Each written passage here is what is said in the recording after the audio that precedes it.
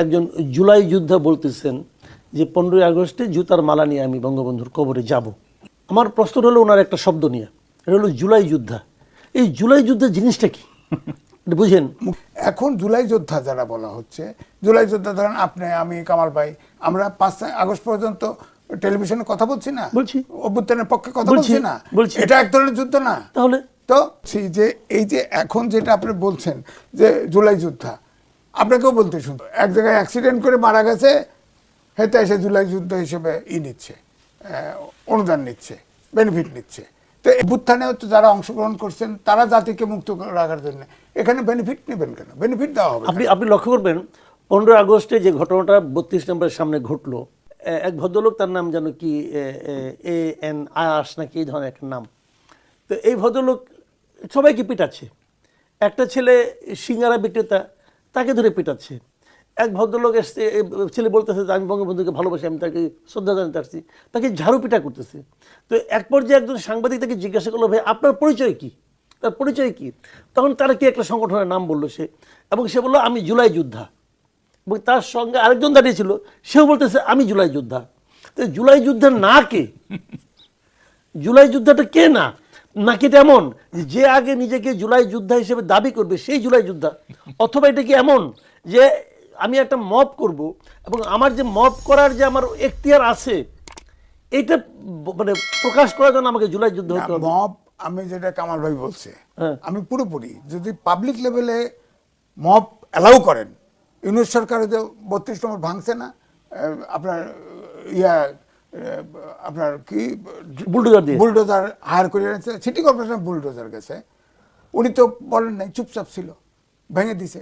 আপনার ইয়েতে আদালতে, উচ্চ আদালতে মব ঢুকায় দিছে, প্রধান বিচারপতি সহ পালায় গেছে, তারা তো ইয়েতে ছিল, ক্যান্টনমেন্টে। তো এই জন্য আমি বলছি যে মব এটা একটা ফৌজদারি অপরাধ। হ্যাঁ, এটাকে আপনার এটা গৃহযুদ্ধে পর্যন্ত টান নিতে পারে। কালকে আমরা দেখলাম, ভিডিওতে দেখলাম যে ওইখানে পুলিশের একজন উপকমিশনার, খুব সম্ভবত ওনার পোস্ট, মিস্টার সাদ্দাম তার নাম লেখা, ওনাকে জিজ্ঞাসা করা হলো এই মব করতেছে আপনি কিছু বলতেছেন না? সে বলতেছে আমরা সব দেখতেছি, আর কিছু না, আমরা দেখতেছি বলতেছি আসে যাচ্ছে। আবার কয়েকদিন আগে একটা ঘটনা, আমাদের পর্যটন বিষয়ক মন্ত্রী এবং প্রতিমন্ত্রী তারা দুজনেই একটা অনুষ্ঠানে ছিলেন। সেখানে তারা ঘোষণা করলেন যে যারা জুলাই যোদ্ধা তাদের জন্য বিমানে 50% ভাড়া মওকুফ করা হবে, এবং তারা যদি পর্যটনের কোনো হোটেলে থাকে তাহলে সেখানে 36% সে কমিশন পাবে। তার মানে এই কথাগুলি বলার মাধ্যমে ওনারা তো সবাইকে নিজেদেরকে জুলাই যোদ্ধা হিসেবে পরিচয় দেওয়ার জন্য উৎসাহিত করলেন। একদিন ওনারা বলবে আমরা যেহেতু পর্যটনের মন্ত্রী ছিলাম সুতরাং আমরা ওই বেনিফিট পাবো, বলবে। আমার কথা হলো জুলাই যোদ্ধা যদি বেনিফিট দেনও, এটার তালিকা কোথায়? তালিকা কোথায়? ভুয়া ঢুকাই দিলে তো হবে না। আমি তো বললাম আমরা 3 জন তো টকশো করছি, আমরা তো দাবি করতে পারি, কিন্তু তা করবো কেন? আচ্ছা মাহবুব ভাই, আপনাকে জিজ্ঞেস করি জুলাই যুদ্ধ কাহাকে বলে? আচ্ছা আমি না একটু মানে সাইকোলজিটা বুঝতে চাচ্ছি। ধরেন আমরা তো এই যে সেই মবটাকে প্রথম দেখলাম হলো অন্তর্বর্তীকালীন সরকারের আমলে, না আগেও হয়েছে, না আগে ওইটা হয়েছে, কিন্তু আমি প্রাতিষ্ঠানিক যে চেহারাটা মানে গভর্নমেন্ট একজন প্রশ্রয় দেওয়া, এটা তো এই সময় প্রথম দেখলাম আমরা। তো ঠিক আছে, অন্তর্বর্তীকালীন সরকারের হয়তো প্রয়োজন ছিল যে এর মাধ্যমেই মানুষের মধ্যে একটা আতঙ্ক তৈরি করা, দেশটাকে শাসন করা। তো এখন গভর্নমেন্ট যে মবটাকে প্রশ্রয় দিচ্ছে বলে আমরা যে দৃশ্যমান, আপনার কি মনে হয় এর পেছনে গভর্নমেন্টের কোন সাইকোলজিটা কাজ করছে? একটা সাইকোলজি তো আছে, একটা সাইকোলজি আছে, সেটা হচ্ছে যে আওয়ামী লীগ তো নিশ্চিহ্ন হয় নাই, তাই না? আওয়ামী লীগ তো আছে দেশে, তাই না? এখন গভর্নমেন্টের, আমি তারেক রহমানের কথা বলবো না, অন্য যে মন্ত্রীদের কথাগুলো যেগুলো শুনি আমি, তাতে তো মনে হচ্ছে যে আওয়ামী লীগকে নিশ্চিহ্ন করতে হবে। তাহলে আওয়ামী লীগকে নিশ্চিহ্ন যদি আপনার সরকারি বাহিনী করে, আইন শৃঙ্খলা বাহিনী করে, তাহলে তো এটা ইট লুকস ডিসগ্রেসফুল, এটা ইন্টারন্যাশনালি একটা কথা উঠবে। সুতরাং পাবলিককে শেষ করে দেই, মব আওয়ামী লীগকে শেষ করে দেই, এরকম একটা সাইকোলজি থাকতে পারে। আর মানে হয়েছে কি, এই গভর্নমেন্ট একটা পলিটিক্স অফ অ্যাপিজমেন্ট নিছে, সন্তুষ্টিকরণের রাজনীতি। কাউকে তাকে কিন্তু অ্যানয়েড করতেছে না, কাউকে বিরক্ত করতেছে না, কিন্তু জামাতের বিরুদ্ধে শুধু মুখে কিছু বলতেছে, ঠিক আছে? এবং সরকার মনে করতে, আমি কোন একটা টকশোতে বলছিলাম, অপশক্তিকে দমন করলে গণতন্ত্রের কোনো ক্ষতি হয় না, বরং গণতন্ত্রের সৌন্দর্য বাড়ে। অনেকগুলো অপশক্তি ক্রিয়াশীল আছে, কিন্তু গভর্নমেন্ট সেখানে কোনো কোনো ইয়ে করতেছে না, government doesn't take any hand into the matter, সেখানে হস্তক্ষেপ করতেছে না। কী কারণে? তার মানে কি সরকার এই ভয়ে আছে যে আমি কোনো কোয়ার্টারকে যদি খেপাই তাইলে আন্দোলন হবে, আন্দোলন হলে আমার ক্ষমতা বিপদাপন্ন হইতে পারে। তারা হইলে এত কিছু যে হচ্ছে, আপনি দেখেন এই যে আপনার রাজনীতির ভাষা চেঞ্জ হয়ে গেছে, আমাদের পলিটিক্যাল কালচার বলতে এখন আর কিছু নাই। একটা সময় ছিল আমরা রাজনৈতিক সংস্কৃতি নিয়ে লেখালেখি করছি, আমি পার্সোনালি লেখালেখি করছি রাজনৈতিক সংস্কৃতি, না? এখন রাজনৈতিক সংস্কৃতি বলতে কিছু নাই, এখন মানুষের সম্ভ্রম বলতে কিছু নাই। যে কোনো সময় আপনার সম্ভ্রম কেড়ে নিবে যে কেউ, একটা টোকাই আপনার সম্ভ্রম কেড়ে নিবে, আপনি কিচ্ছু করতে পারবেন না। এই যে ডিজেনারেশন হইলো, এই যে অধঃপতনটা হইলো, হ্যাঁ, এবং এটা সরকার চেয়ে চেয়ে দেখতেছে এবং ওকে ফাইন, আমাদের প্রাইম মিনিস্টার একটা ডেমোক্রেটিক আউটলুক নিছেন, এটা হ্যাঁ এক ধরনের অতি গণতন্ত্র কিন্তু খারাপ।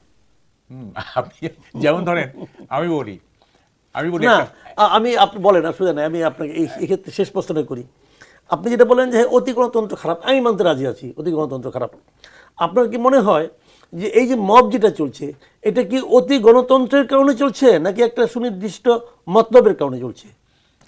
আমার কথা হচ্ছে যে সরকার প্রত্যেকটা স্টেক হোল্ডারকে এক ধরনের ভয় পাচ্ছে, ঠিক আছে? এইটা এনসিপি হোক, এইটা আপনার ইনকিলাব মঞ্চ হোক, এটা জুলাই যুদ্ধ হোক, সবাইকে কেন জানি একটু ভয় পাচ্ছে, সমীহ করে চলছে। আচ্ছা ঠিক আছে, এই ভয়টা নিয়ে আমরা আজিজ ভাই কাছে যাই।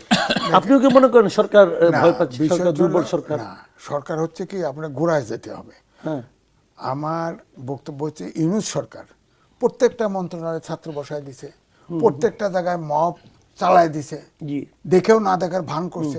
এখন এই তরুণ সমাজ বিশেষ করে তারা মনে করে শক্তি প্রয়োগ, মব হচ্ছে একমাত্র উৎকৃষ্ট পদ্ধতি দাবি আদায়ের জন্য আর আমার কার্যকরিতা, আমার আকাঙ্ক্ষা পূরণের জন্য। এটাতে সরকার এখন যেহেতু আমি বললাম যে আগেই বললাম নানান সমস্যায় জর্জরিত, রাজনীতির সংস্কৃতি, গণতান্ত্রিক সংস্কৃতি নাই, কোনো দলের ভিতরে গণতন্ত্র নাই। খেয়াল করে দেখেন আমার ডেমোক্রেটিক কালচারটা তো দেশে তৈরি হয় নাই, কম্পিটিশন। না, আমি এখানে একটা কথা বলি, যে মব নিয়ে যে আলোচনাটা হচ্ছে, কেউ মব করছে, পুলিশ তাকে থামাচ্ছে না, যেটা আমরা কালকে দেখলাম। এখন পুলিশকে কি বলা হয়েছে যে তুমি থামিও না? আমার তো মনে হয় এভাবে বলা হয়নি, কিন্তু যে জিনিসটা করা হয়েছে সেটা হলো এমন একটা মানুষের মধ্যে একটা ধারণা তৈরি করা হয়েছে যে যদি কেউ কাউ গায়ে হাত দিয়ে বলে যে এই লোকটা ফ্যাসিবাদের দোষর, অতএব তাকে গায়ে হাত দিতে পারবা তুমি। আবার ধরেন কালকে দেখলাম দুইটা নারী, দুই বোন, তারা বঙ্গবন্ধুর ওখানে তাকে শ্রদ্ধা জানাতে ফুল নিয়ে এসেছে, তাদেরকে শারীরিকভাবে হেনস্থার শিকার হতে হয়েছে, তাদেরকে পুলিশ ধরে নিয়ে গেল। এখন আমি কাউকে ভালোবেসে তাকে ফুল দিয়ে শ্রদ্ধা জানাতে চাই, এটাতে আইনগত অপরাধটা কোথায়? না, আইনগত অপরাধ নেই, কিন্তু তাকে তো পুলিশ ধরে নিয়ে গেল। না, কিন্তু এখানে আর একটা লজিক আছে। দেখেন 5ই আগস্টের পরে 60% থানা লুট হয়েছে, অস্ত্র গেল কোথায়? উদ্ধার হয়েছে আজ পর্যন্ত।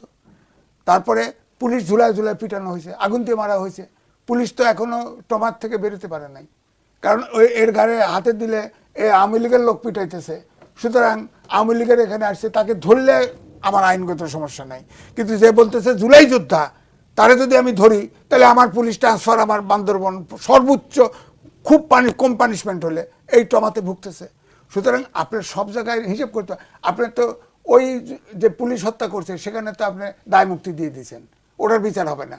তো বিচার হবে না, যার বিচার হবে না, যাকে খুন করছেন তার বিচার হবে না, আবার তাকে অ্যাকশনে থাকতে বলেন, কি করে সম্ভব? আপনি দায় মুক্তি দিলেন কেন? আমার কথা হলো অপরাধী যে খুন করবে তার তো কোনো কারণে দায় মুক্তি হওয়া উচিত না, তার বিচার হতে হবে। ফৌজদারি অপরাধ, ধরেন মানবতা বিরোধী অপরাধ, অনেকে বলে না জামাতের ক্ষমা চাইল না কেন? গণহত্যার ক্ষমা হয়? ইসলাম ধর্ম তো বলছে যার পরিবারের লক্ষণ বতা হয়েছে তাকে তারা মাফ না করলে মাফ হবে না। আপনি কি করে বলেন? জামাত ইসলাম বলে না যে যদি কারো মনে দুঃখ দিয়ে থাকি তাহলে ক্ষমা চাই, যদি কিন্তু দিয়া, আচ্ছা তোর মাফটা চাইলো না, আচ্ছা মাফ দিলে ধরেন আমার ঘনিষ্ঠজন মারা গেছে মুক্তিযুদ্ধে, আমি মাপ না দিলে আল্লাহর কাছে মাপ পাবে? তো আপনি গণহত্যাকারীর মাপের প্রশ্ন আসেন কেন? আদেশ আচ্ছা, আমরা অনুষ্ঠানের শেষ পর্যায়ে চলে এসেছি। আমরা একটা অন্য প্রসঙ্গে কথা বলতে যাচ্ছি, ঠিক অন্য প্রসঙ্গ না, একই প্রসঙ্গে মাহবুব ভাই আপনাকে দিয়ে আলোচনাটা করতে চাই। সেটা হলো গিয়ে এই যে এই জুলাই চার্টার বাস্তবায়ন করতে হবে, বিরোধী দলের দাবি এভাবে এভাবে চলতে হবে। বিরোধী দলের এক নেতা বলতেছে যে শেখ হাসিনার ইস্যু আপনার সমাধান না হওয়া পর্যন্ত তারেক রহমান ভারতে যেতে পারবে না।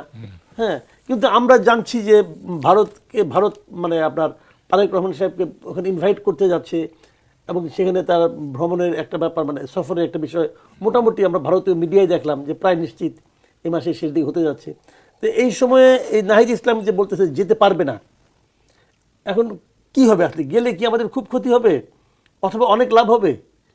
আপনি এটাকে কিভাবে দেখছেন? তার আগে একটু আধা মিনিট, সেটা হচ্ছে যে দেখেন বিচারালয়ে যে মব হয়েছে না, সেই মবিসদেরকে যখন আইনের আওতায় আনা হয় নাই তখন বোঝা গেছে গভর্নমেন্টের অ্যাটিটিউড কি, হ্যাঁ, মানে মবিস্টদের ব্যাপারে। এবং এই যে 32 নম্বরে যে এগুলো হচ্ছে না, প্রতিবারই তো হচ্ছে, এটা কখনো দূর হবে না। দূর হবে কখন? বঙ্গবন্ধু সম্পর্কে সরকারের অ্যাটিটিউডের পরিবর্তন না হওয়া পর্যন্ত এটা হবে না। এই 32 নম্বর কি স্বৈরাচারের আতুর ঘর, নাকি এই 32 নম্বর স্বাধীনতা আন্দোলনের আতুর ঘর, সেইটা যতক্ষণ পর্যন্ত সেটেল না হবে ততক্ষণ পর্যন্ত 32 নম্বরে এগুলো চলতে থাকবে।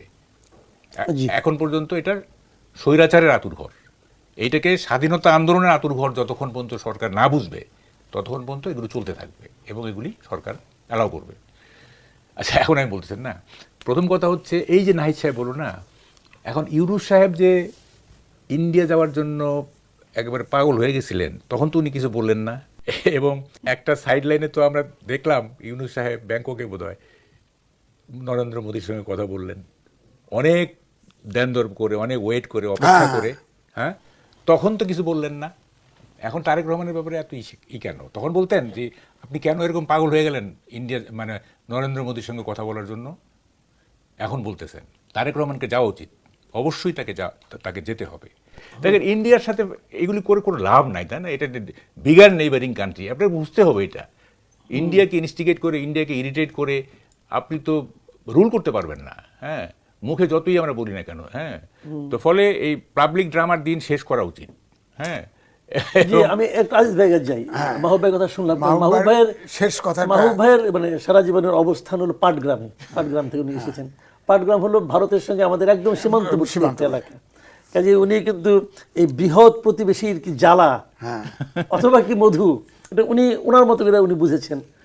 আপনার কি মনে হয় যে এইটা আমার কাছে যেটা মনে হয়েছে, ঘোষণা না আসলেও একটা ব্রিক্সের দাওয়াত আর অনেক আগেই রাষ্ট্রীয় সফরের দাওয়াত ছিল। ব্রিক্সের দাওয়াতের সময় প্রধানমন্ত্রী লেখে নাই কিন্তু, অর্থাৎ এখানে একটা সাইকোলজিক্যাল ব্যারিয়ার তৈরি হয়েছে। দুই, এখানে শেখ হাসিনা বক্তৃতা দেওয়া নিষেধ করছে, বক্তৃতা ঠিকই দিছে। এটা তো ওখানে বিশ্বে বড় দেশের ভিতরে একমাত্র ভারতে গদি মিডিয়া আছে, গদি অর্থাৎ নরেন্দ্র মোদীর অনুগত সাংবাদিক আছে। হ্যাঁ, সেখানে কথা বলছে। আমার কথা হলো যে দালাই লামা বহুদিন ধরে আছে, চিনতে ফেরত নিতে পারে না। তো তুমি তো দেখো, আরে শেখ হাসিনা না আসলেও কোনো ক্ষতি নাই তো, এটা নিয়ে তো তার জন্য ভারতে যাইতে পারবে না, তার মানে কি? আমার কথা হচ্ছে যেগুলো নেগোসিয়েবল, যেগুলো আমার প্রাপ্য, সেই অধিকারগুলো তো ভারতে ওই দি হিন্দুতে লেখছে এবং পররাষ্ট্র সংসদীয় কমিটি বলছে ওইটা সমাধান করুক। যেমন তিস্তা চুক্তির কথা বলছে, গঙ্গা চুক্তির কথা বলছে, এইসব ডিসপিউট। আরো কিছু বিষয় আছে, আমাদের কিছু কিছু পণ্য ওরা ওখানে নিচ্ছিল না মাঝখানে। আমার কথা হচ্ছে যে আমাদের ঠিক আছে, আমাদের পণ্য দেশ ছোট, পণ্য কম, কিন্তু ওপেন প্রতিযোগিতা তোমার পণ্য যেভাবে আসে আমার পণ্য সেভাবে যেতে দাও, আমি যতটুকু টিকিট টিকবো। আমার কথা হলো বাধা দিবে কেন? সুতরাং আমার কথা হলো শেখ হাসিনার বার্গেনিং থাকবে, যদি ভারত ফেরত না দেয়, না আসলে আমার অসুবিধা কি? থাক না, ওখানে থাক, আসলে তারও বিপদ, আমাদেরও ঝামেলা, দরকার রাখ, যতদিন খুশি রাখ। কিন্তু আমার কথা হলো যেসব জায়গায় ডিসপিউট আছে, যেগুলো আমার পাও না, সেগুলো আমার নেগোসিয়েট করবে না কেন ডিপ্লোম্যাটিক্যালি? এবং তারেক রহমান রাষ্ট্রীয় সফরে আমার সম্ভবত যাবে এবং যাওয়া উচিত, এবং আমাদের ইস্যুগুলো নেগোসিয়েট করা উচিত। এবং ভারতের সরকারও কিন্তু এটা চায় যে ঠিক আছে, শেখ হাসিনা তারা তো ওইটা দেখেন 28টা প্রদেশ আসে, কেন্দ্রীয় শাসিত সরকার আছে 8টা, ওদের পলিসি হলো ব্যাট, ওরা আমাদের বাংলাদেশে ওই কেন্দ্রীয় শাসিত সরকারের মতো একটা সরকার রাখতে চায়।